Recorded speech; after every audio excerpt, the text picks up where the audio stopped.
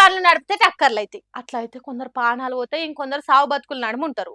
అసొంటోళ్ళని కాపాడేటానికి 108కు call చేస్తే ambulance వస్తది.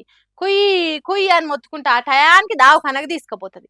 కానీ గసొంటి అంబులెన్స్ డ్రైవరు ఏం చేసిండో చూడుండ్రి.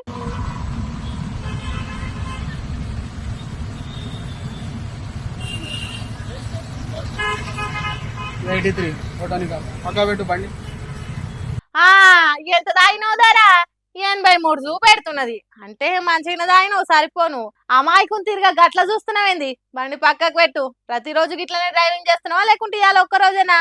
బాలే అంబులెన్స్ డ్రైవర్ ఉన్నవయ్యా.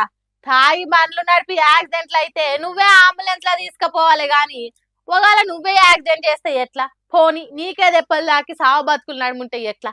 అందుకే బండి దిగు బాబు అని పోలీసులు మర్యాద కొద్దీ అంబులెన్స్ ను పక్కకు పెట్టించిండ్రు. హన్మకొండ జిల్లా సెంటర్లా ఎప్పటి తిరగనే పోలీసులు తాగి బండ్లు నడుపుతున్న వాళ్ళని దొరకబట్టే డ్రంక్ అండ్ డ్రైవ్ టెస్టులు చేస్తున్నారట.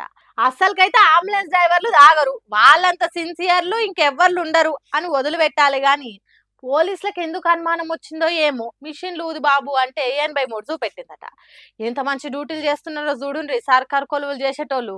పొద్దుగాలనే మందు తాగాలని ఎందుకు అనిపించింది డ్రైవర్ అన్న? ఇంట్లో ఏమైనా తిప్పలుంటే సెలవులు పెట్టుకోవాలి గాని ఇదేం పని అని అంటున్నారు. సుక్క ముట్టకుండా అంబులెన్సులు నడుపుతున్న డ్రైవర్ అన్నలు.